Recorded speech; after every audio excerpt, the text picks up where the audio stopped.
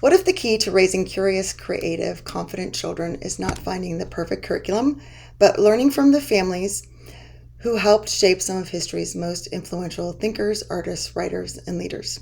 In today's episode, we are looking beyond formulas and fear to explore what an inspired education can actually look like.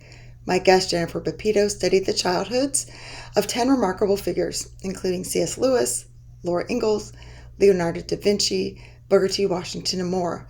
The stories reveal that there is no single perfect way to homeschool, but there are powerful threads that appear again and again. Supportive adults, meaningful ideas, time to explore, strong habits, and parents who recognize and nurture their unique gifts within their children. Jennifer and I talk about why gentle education does not mean easy or undisciplined, how parents can stop recreating school at home, and why our own curiosity, faith, habits, and love of learning may influence our children more than any lesson plan ever could. We also have an honest conversation about parenting older children, releasing our expectations, and remaining faithful even when the outcome looks different than the story we imagined. Jennifer is the host of the Restoration Home podcast, the best-selling author of Habits for a Sacred Home, and the founder of Peaceful Press. Her newest book, The Inspired Homeschool, How History's Heroes Light a Path Toward Joyful, Confident Learning, combines history, biblical wisdom, practical guidance, and Jennifer's decades of experience to help families create homes filled with curiosity, creativity, virtue, and purpose. Jennifer is also a dear friend and a returning guest to the podcast. And every time we talk, I leave more encouraged, challenged, and reminded of the beauty of this work that we have been called to. So go grab your favorite beverage and join me for this inspiring conversation with Jennifer Pepito.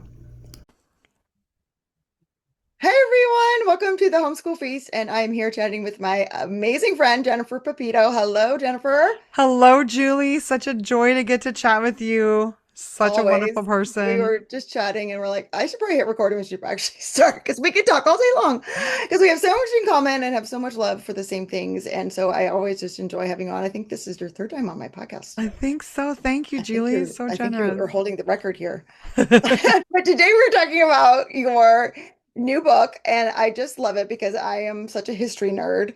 And so can you explain the concept? I really love it because it's so different than any other homeschool book out there. Yay. That's always my hope. We don't need more Yeah, information. I feel like we see right. Jesus teaching through stories, and I think we just need more good stories. So I hope more people will write also homeschool fiction, like Awakening of Mhm. Miss Prim. That book was like a homeschool mother culture book. Anyhow, back to my book. It's about homeschoolers in history. So it's about 10 different people who are homeschooled for at least part of their education, and the diverse ways they were educated is so encouraging because I think we can get so nervous and wrapped up in, oh, I have to do classical perfect or I have to do Charlotte Mason perfectly. And when you see these great minds, you can find threads of what was consistent, like supportive adults in their lives or great mentors or some time to learn their own things, but it's all different. And so it's so encouraging for you as a homeschooler to see, look at how Leonardo used the power of observation, and we can apply that with our homeschool notebooks. Or look at how C.S. Lewis read and talked about books with a tutor, and we can apply that with our students in our narration practices. So there's just so many practical takeaways, but it's just these encouraging stories of people in history who were homeschooled. Yeah, and so like how did you narrow this list down? That was hard. Yeah, I'm Like, sure. yes, If you because only have what, 10? yes, only 10. And one of the hardest ones was picking an artist because for the most part I tried to pick people of faith. I am Yeah. like my faith is so important to me, my relationship with the Lord, and so I wanted to pick people of faith. And they're like I had found this beautiful poem by Michelangelo. I know that at some point in his life he had faith in God. I know there are many Christian artists, but I ultimately chose Berta Morisot I love because that so she much. was one of the only female impressionists. And so that was like so radical in itself in the 1800s. And then she had this reverence for motherhood. You can see that in her painting The Cradle, where the mom is staring at the baby. That's a painting of her sister and her niece. And then she also had this really sweet community. It was really interesting reading about like how her daughter met her husband through maybe Cezanne or something. And I can't remember. It's the painter who does all the ballerinas. And I don't know why I can't Oh, connect that. Degas. Thank you. So just these beautiful stories of her family life, the way her parents really nurtured her love for art in a time when you weren't really allowed to go to art school as a woman, and in a time where there was no precedent in a way. Her parents just loved their kids enough to care about what they were interested in. And so that was really one of the ones that was the hardest to narrow down, because there just are so many artists in history who were homeschooled, which I think is particularly Yes. significant. You know what I mean? That creative people often have a little bit more freedom to learn. Absolutely. There's that TED Talk by Sir Kenneth Robinson, like the school creativity, and the answer is yes. Just Yes. save you the 29 minutes. Yes. So it does make sense that there's a lot of artists. I never made that actual connection, which is really fascinating.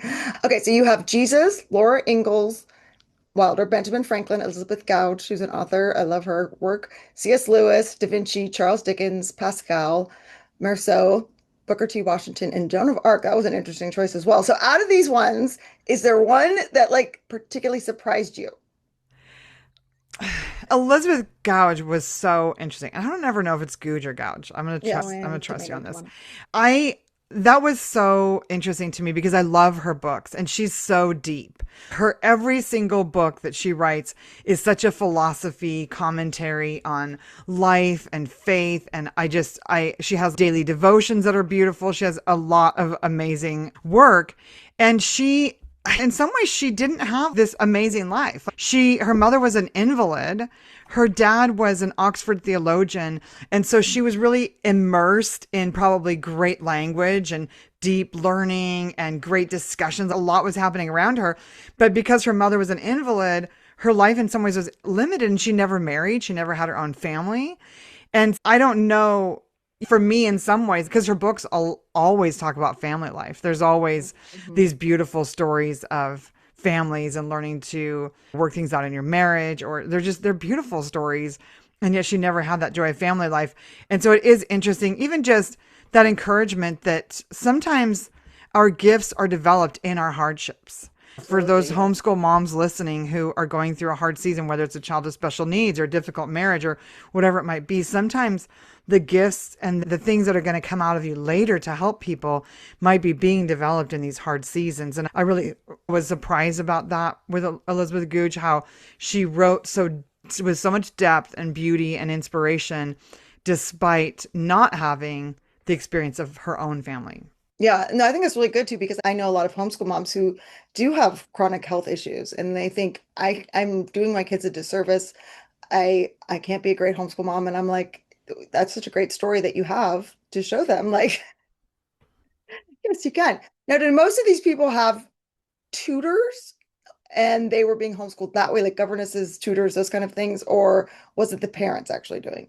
Yeah, it was a mix with Charles Dickens. He really had almost no education. Same with Benjamin Franklin. Charles Dickens ended up in a child labor situation as a child. Elizabeth Gouge was, from what I understood, almost the whole way through taught by her mother, but she also had the governess that she felt like she was just such a failure with, couldn't figure out the Mhm. facts of grammar or something. So there was a mix of tutors, parents. For C.S. Lewis in his early years, it was his mother, and then later on he was in boarding school, and then as a high school student he was living with a family and being tutored one-on-one by someone. Leonardo da Vinci, there's not as much of details about his early childhood Yeah. education, just that he was illegitimate so he couldn't go to school. Then Jesus Yeah. was, he was the son of a laborer, and he was the oldest son in a high tax time. So presumably there was not a lot of intentional education happening at all, and yet he knew the scriptures. And I think that because he was in a Jewish family, there would have been an emphasis on teaching, as you rise up, as you lie down, teaching the word of God to their children. But there's no indication that he had any formal schooling. Yeah. Yeah. That's good because I think it's good that to highlight the differences because like you said, like it's not all or nothing. You can have this combination and you can try different things and it can change. And it's not like I have the perfect system and we're doing the same thing from grades 1 through 12. And no, it can be changing and evolving with depending on your family Yeah. and your Yeah, circumstances. I think Leonardo da Vinci in his early years had a lot of free time, but then for most of them, one of the things I think is significant, for most of them, by the time were in the high school years, their parents noticed their gifts and they made sure they had tutors who would really develop those gifts. And I think that is so important, that as your children go into the older years, that you're not trying to do, I don't really believe in the credit system necessarily, because if your children, we do it the way we can do it. But if your children are going to go to college, they're going to review all that general ed anyhow. And if high school is this amazing time where if your child has a gift or talent that you're starting to see develop, then center as much as you can around that. You know, if they have a gift or talent in science, then try to incorporate the history of science in your history teaching, and make sure the math classes are going to accentuate their science experiments and their science explorations. I think that as much as possible, we should be tailoring their education in high school. And that's what in the life of Blaise Pascal, the life of Leonardo da Vinci, the life of Berthe Morisot, is that their parents really facilitated them going beyond what their abilities were in high school. Yeah, and that it doesn't have to be all on the parent to know everything either. Yes, absolutely. It was, Sorry. yeah, that was incredibly inspiring, that, and that's how we did do high school that way. We'd apprentice our kids with someone, or we'd have college classes in high school, because it's a time where they have a capacity to learn that's really magnificent. And to think that because you're a homeschooler, you have to do it all yourself, I think is probably could be a little bit. And I'm not for putting kids necessarily in public school where they get all the garbage and they don't really get their gifts facilitated either. It's just more finding those tutors in those situations that are going to develop the gifts that are in them. Yeah. And so the book's called The Inspired Homeschool. And in the introduction, you do talk about a little bit of this, do schools kill creativity, and our schools actually preparing them for who even knows what these days, right? With everything that's going on. And so how would you define an inspired homeschool versus an uninspired homeschool? Because I feel like you can still homeschool and not be providing these kind of opportunities in the style of learning that you're talking about.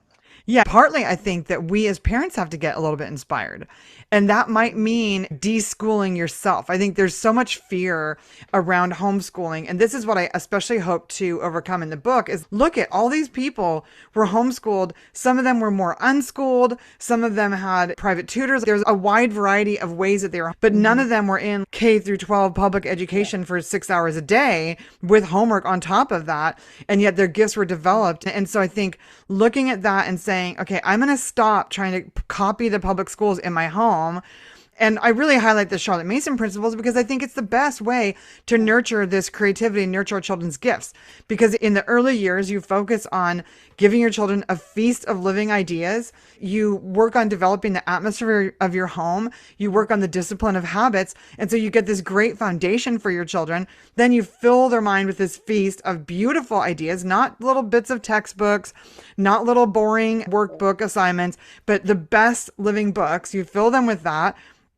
And then as they grow, you can find tutors that'll help develop those, or a computer program if that's what you need towards the high school years, but that you don't waste their early years with a bunch of little grammar workbooks that they're not even ready for, or a bunch of like language arts that's not necessary yet. We in the Peaceful Press, I know Charlotte Mason, I know Gentle Feast, we would more recommend teaching grammar a little bit later. And so in the early years, just focus on phonics and spelling and some copywork and dictation in those first 3 years of school, and read aloud every day to them. But people are flipping it. They're trying to get through the academics. They're doing something like The Good and the Beautiful, which is so tedious and so overkill in those early years. And then there's no time left to read out loud to your children. Yeah, and those are the beautiful things that have ideas. Those are the things that are inspiring, right? But I agree with you that the mother has to be inspired first. And so as you looked at these people throughout history, was there a thread of what the parent was doing for their own inspiration? Such a good question. In thinking about it, like the parents in many of these cases was interested in learning themselves. Elizabeth Goudge's mother and father, they were definitely students, very curious about life. Yeah. Leonardo da Vinci's dad was a notary. He was very active in his community. Blaise Pascal's dad was, I think, maybe an accountant and also very active in his life, in his community. So I think they were in some ways people who were inspired. But Booker T. Washington's mom was a slave. And so, but she still, even though she didn't know how to read herself, she still was interested in Booker's curiosity and tried to facilitate learning for him, which I think that's so Yeah. remarkable because it's easy sometimes to think, I don't have a good education, or we don't have good finances, or we have all these limitations. And yet that mom, if anyone had limitations, is Booker T. Washington's mom. And yet she still did what she could to facilitate his learning. And so I think just having Mhm. that attitude that, hey, you can do anything.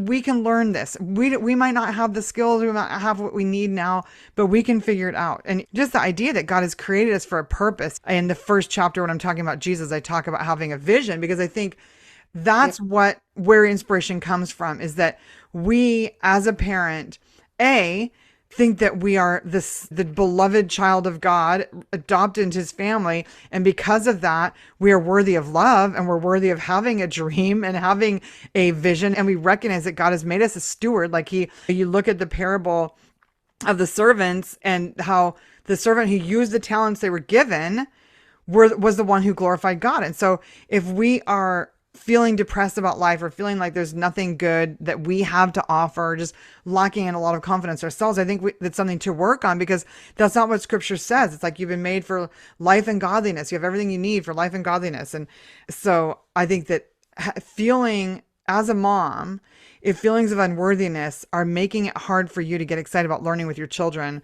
I would recommend figuring out how to work on that and how to overcome some of those Mhm. toxic thoughts, so you can start to get excited and curious with your kids, because your kids will model you. There's a book Yep. called Selfish Reasons to Have More Kids, and it's by an economist.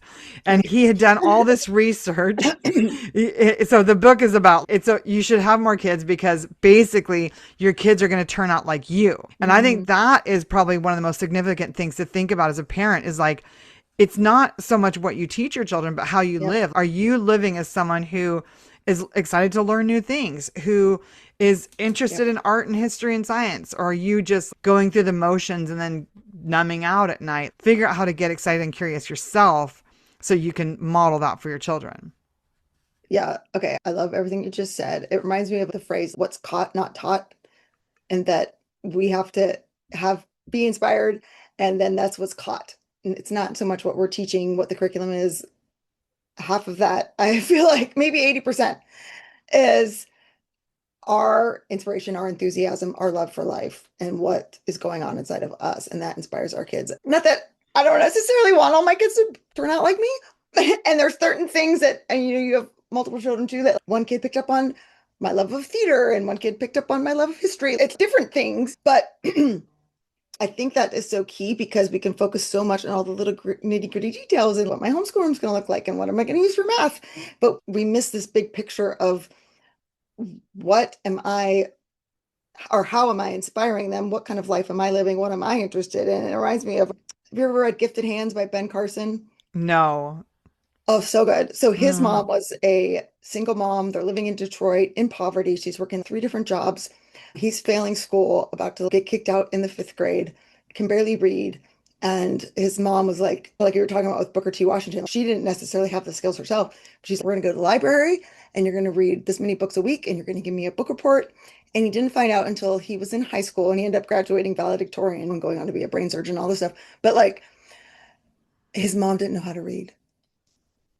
So she never actually could read the book reports that he gave her every week, but it was her, not just enthusiasm, like you're saying, because it might not be that you have the time or the interest for these things, but the fact that you are so dedicated to believing that books and learning actually can change a person, that just that one belief and that dedication, right? It wasn't a bunch of other things. It was literally just books. Yeah, it's amazing.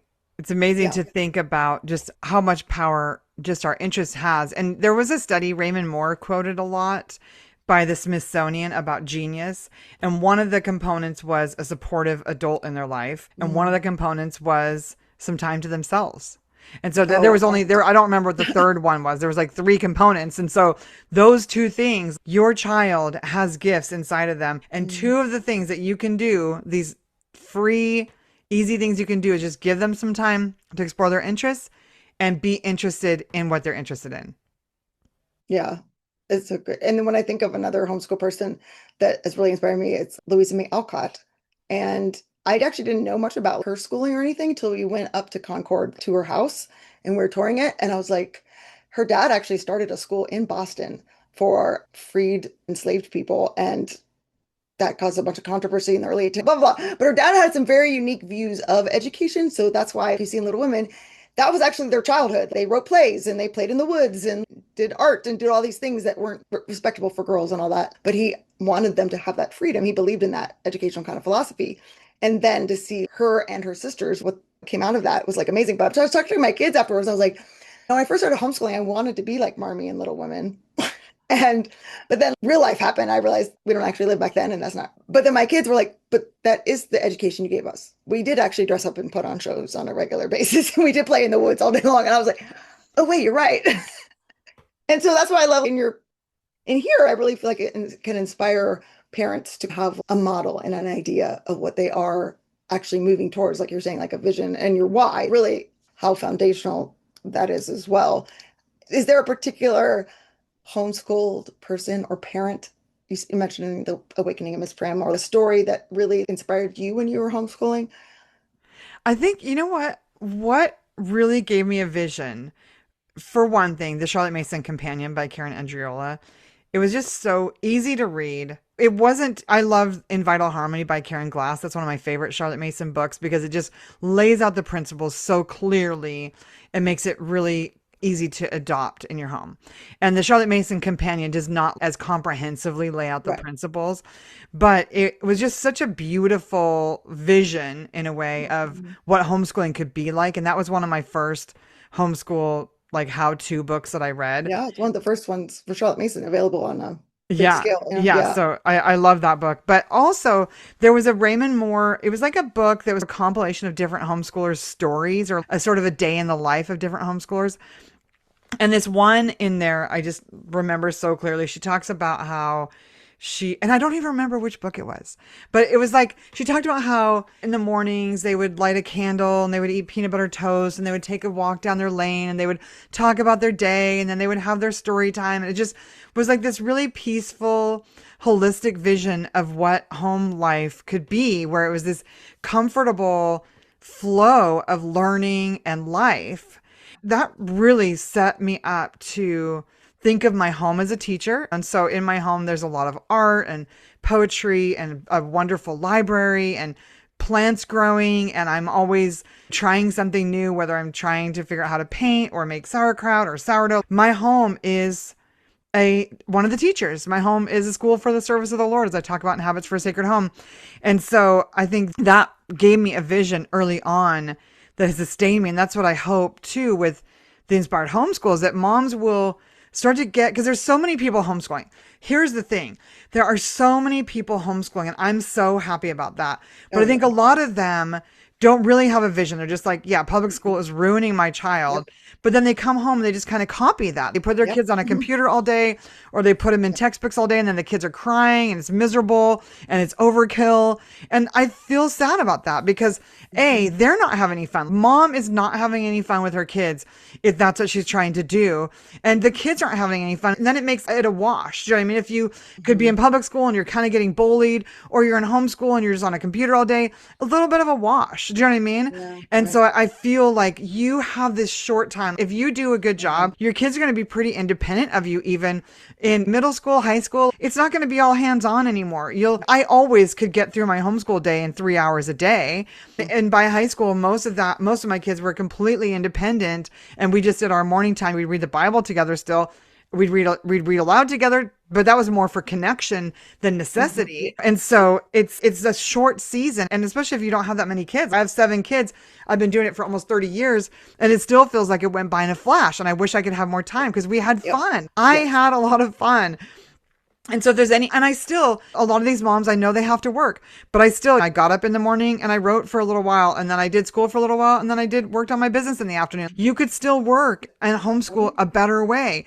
You could still do other things, but I feel so sad for these moms who they just want, because the early years resources for us, it's a lot of play-based activities. It doesn't take that long though. Like, can you not just play with your child for an hour a day? Could you not just even listen to an audiobook while you guys fold clothes together? If you don't want to read out loud, if you feel like you have no capacity, at least just listen to an audiobook for a little while. Your kids could draw a picture while they're listening. You could fold the laundry. or have your work on your computer if you feel like you have to, and then talk about it a little bit, have them write something, do a math page, and there you go. That's a good school day. But people are doing these boring textbooks, and it's all, there's propaganda in anything you're getting from a public school or a secular Yep. company is fully Yep. propagandized with like a Yep. victim narrative, a nihilistic worldview, and straight out Marxism. And so not only are you ruining your children's soul by not reading these living books and these reading the scriptures, singing, looking at art together, but you're also probably propagandizing them against your values. That's a really good point. Yeah. I definitely noticed that when I was a public school teacher for sure. It was really challenging. In your book, you talk about in the chapter about Laura Ingalls, you brought up something that has become quite the topic here. So we're just gonna chat about it, okay? Because I know you posted about it on Instagram and I have too. You're talking about Laura Ingalls and childhood and setting up your home atmosphere when the kids were younger. And you said, and gentle is a beautiful way to describe those early homeschool days. We had a clear vision for slow days, enjoying time in nature and savoring lovely stories. Our school days were centered on this togetherness. Okay, girl, let's talk about the word gentle. Because I know that you are also seeing this, and I'm like, what is happening? Yeah, it's really sad because it is not rigorous to read the Chronicles of Narnia to your children.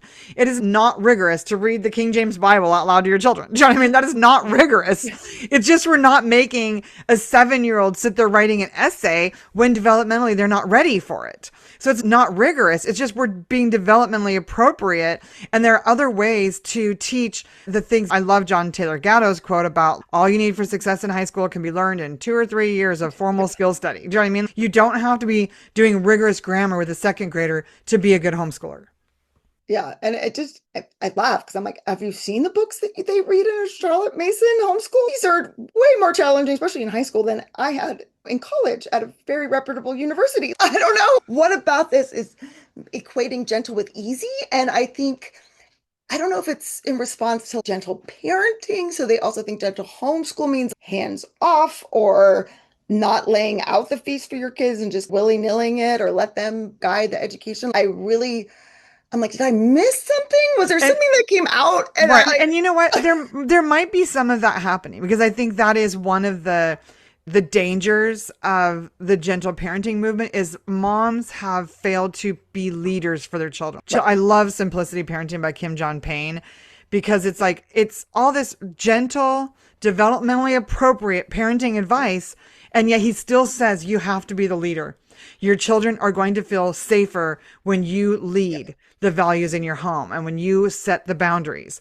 And so I think that is what's happening probably is that these moms have been doing gentle parenting where there's no direction, no boundaries, no accountability. And I know that's not saying gentle parenting is yes, in some ways a generalization because there's a lot of yeah, gentle parents who are just more developmentally appropriate or just yes, more right, aware. Charlotte Mason said children are born persons.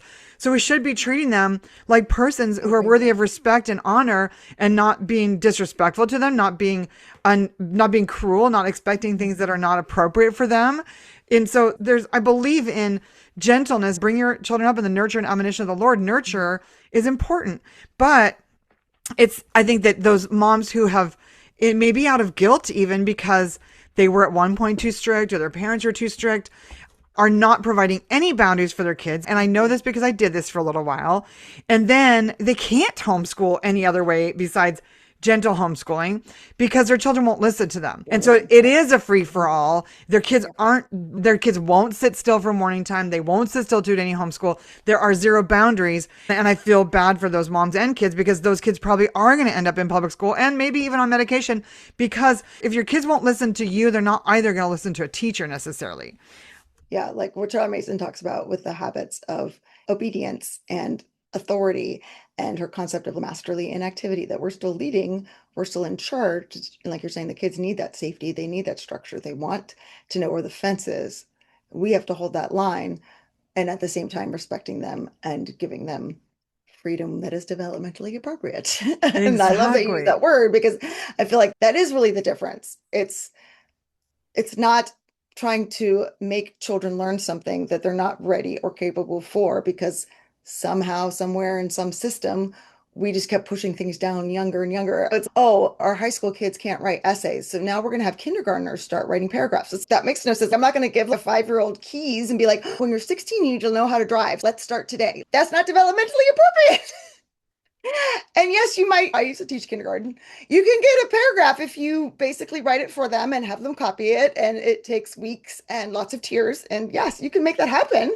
But that's not actually the goal, right? And so I think we have focused so much on the product over the person that we want the result. We want it to look all shiny. And yes, I have homeschooled and they've learned these things, and here's the list, and here's the test, and here's the 9 out of 10 right on this worksheet, rather than focusing on the person. So as you looked at these people throughout history, where was the thread of their personhood in all of this? Yeah. And that was one thing. Part of the objective in some ways with the Inspired Homeschool is that these moms would develop more of their own personhood in a way. Because I think when you are so misattuned to yourself and to God, then it is easy to be under pressure and shaken with every wind of change. Like, Yes. oh, it's this thing that's popular, and so we're going to do this. And these people are doing this, and so we're going to do this. And these people are saying, I need to do more of this, and I'm going to do this. And it's like, there's no steadiness. And I think that's what makes homeschooling hard then, is you don't feel confident in what God's telling you to do, in yourself as a mom. And I totally get it. I was such an insecure young mom and was so much about proving myself and trying to make sure that I measured up and trying to make sure my kids conformed so that I looked good. So I do understand it's a process. Becoming a confident woman is a process. But I think the more and this is where I think sometimes stories can be so encouraging, because we see other people developing that. Laura Ingalls Wilder growing up and her mom's going through all these hardships and she's observing all this, but she sees how her mom creates this beautiful home atmosphere in the midst of real struggles. And then when she's in a situation as a young teacher where she's living with a family who are very dysfunctional and the mother's probably deep in depression, she's, oh, whoa, this is not how I want to live. This is not the home that I was raised in.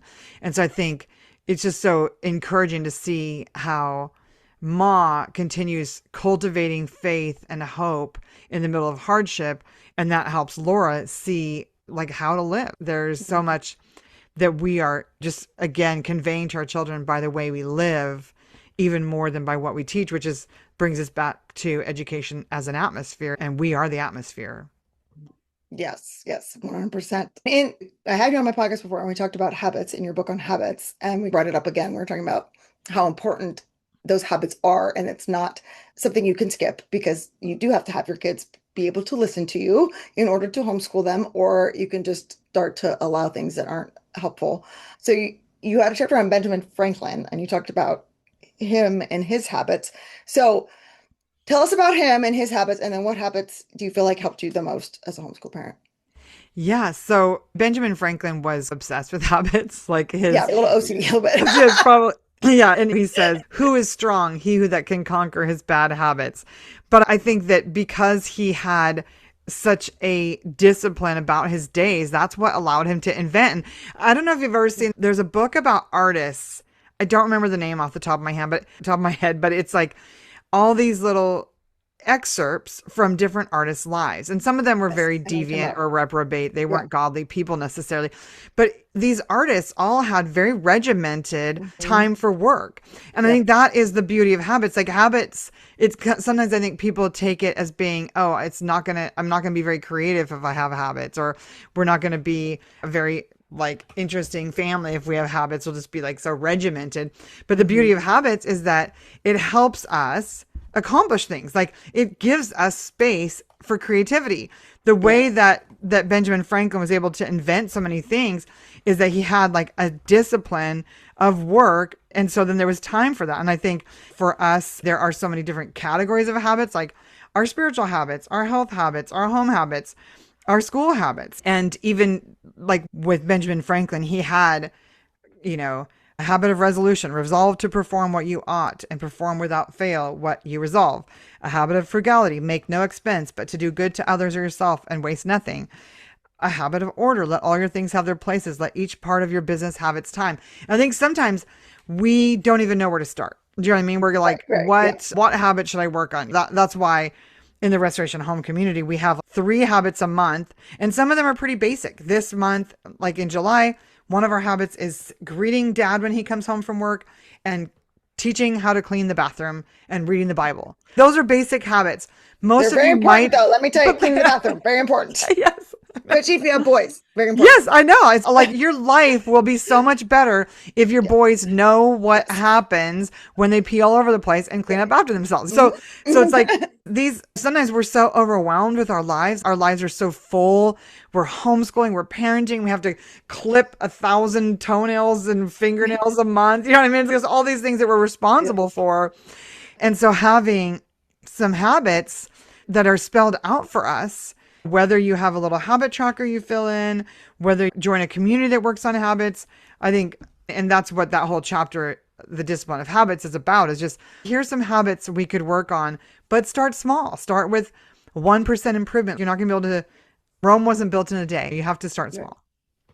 Yeah. One of the things I thought was really interesting, I looked at like how Ben Franklin scheduled his days, and it's actually very similar to how Charlotte Mason scheduled her days, which totally relates to your point of they both use the concept of time blocking. This is my hour. This is the hour I do this. And Charlotte Mason was very regimented in her daily schedule. She would have 2 to 3 hours every afternoon where, because of her health, they would drive her in the carriage, but she was still out in nature. And I read 10 minutes of a novel at lunchtime. It was so funny. She had all these books that she read on a regular basis. And that's how she was so intelligent, because she read a little bit on so many different subjects all throughout the day.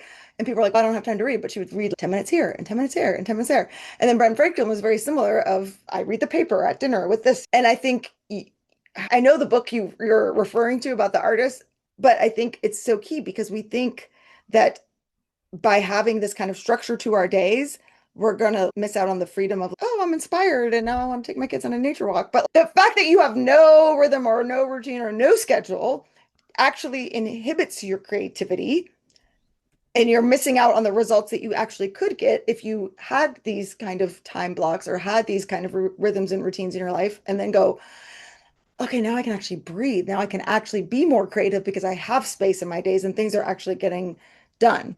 Oh, yeah, no, we're good. So, okay, wrapping up here. Out of all of these different people, what is the thread that you want to leave with people the most? My favorite chapter is the chapter on Joan of Arc. And I just loved learning about her. I read Mark Twain's biography of her, and he wasn't a believer, but he was moved by her life, like her dedication to God, her purity, her devotion. It's just the reading about her is so encouraging. And her mom, when she died, her mom had to have been devastated. She knew her daughter. She knew her daughter was a good girl, and yet they burned her as a witch. And that had to have been so devastating. But her mom just kept pleading her innocence to the judges, to the priests, and eventually she was exonerated in her mom's lifetime. Wow. And I think that's so encouraging for us, especially those of us who have teens and adults, that sometimes in homeschooling, we're like, whoa, this is not what I expected. Whoa, this is challenging. We think, especially if we were if we were being mentored by people in the 90s where they were like, if you do this, you'll get this result. And there'll be no bumps in the road. And nobody, like none of us, none of us have that story. Do you know what I mean? Most of us as homeschool moms, somewhere there was a little bump in the road. Do you know what I mean? And or a big mountain. Right. And yet we think that all of our kids are going to have no bumps in their journey to adulthood. And it's so shocking when they do, and so painful. And so reading Joan of Arc's story and seeing how her mom continued to trust in God. And for homeschool moms, like, we don't get to, like, what we're doing is so important. There's this dichotomy because what we're doing, putting in beauty and truth, reading the scriptures, reading the virtuous books, it is so important and it is making a difference. But also, we don't control the outcome. I'm so grateful. All my children love the Lord. All my children love us. They're all doing their best to live virtuous lives. There's a lot of goodness, but still, it is not. I remember having a little argument with my brother at one point saying that my kids would never listen to secular music. Like, that is not the case. That is not true. We will never, right? Yes, exactly. Somehow So, you eat your words yes, once they become it's a teenagers, little right? shocking. Yeah, the road to adulthood and to Christian adulthood is a little messier than I thought it might be. Yeah, And reading Joan of Arc's story, where Joan of Arc's mom continued being steady and faithful despite what was going on around her. And I think sometimes as moms, we tend to adjust our values according to our children's struggles. And instead, we need to just steadily stay the course, reading the Bible, praying with our children, praying for our children, and trusting that God who began a good work is faithful to complete it, because it is messy sometimes, it is painful sometimes, but just grieve that season, grieve even the disappointment. Parenting, I'm sorry, it is a little disappointing sometimes. It is not a fairy tale. My children all love me, yay, but also your children are going to grow up and they're going to get married. They're going to love somebody else more than you. This is something that in the romantic phase of parenting, you might not realize. You know what I mean? And it's just important that you learn to process with the Lord and learn to let him comfort you. Let him be your best friend. Let him be your emotional support. Let him be the definer of your identity. Because if your identity is in your children, then it's going to be a little shaky, and it's not, God doesn't want that anyhow. So you might have an extra good testimony because he extra wants you to trust in him and not your own goodness as a parent. Yeah, and that is great. Thank you so much for sharing that. I didn't realize about Joan of Arc. That's a great tie-in too. And I think parents really need that message. And I think I'm so grateful that you're writing the books and you're doing the work that you do, because when I first started out, I was so grateful for Sally Clarkson, and just having another parent that's further down the road than you is so key and so important, talking about the Titus 2 principle and whatnot, because I think there's a lot of homeschool, I don't want to use the word influencer, but I can't think of another one, voices out there that have very young children, and they're telling you how to homeschool and telling you how to parent and telling you all this stuff. And it's like, we need the moms that are 20, 30 years down the road to go, hey, you might want to look at it this way or see this perspective, because when you're in the midst of it and all your kids are really young, it's a very different view than the view from over here. And so thank you for writing this book. I know it will encourage so many parents. Okay. Is it out? It's shipping July 14th. So you can go to, this episode should come out right around then. Yeah. yes, you can go to inspiredhomeschoolbook.com and there's some pre-order bonuses available. Okay. And yeah. Okay, so we will put that in the show notes, and then all of your other social things and the Amazon. It'll be on Amazon and all the other book places too, right? Yep. Yeah. Okay. So thank you so much for coming on. I really appreciate it. It was fun. It's always fun to chat with you. Yeah. We talk forever, but I know you got to go. So thank you so much. Thank you so much, Julie. What a delight to talk to you. I appreciate you so much.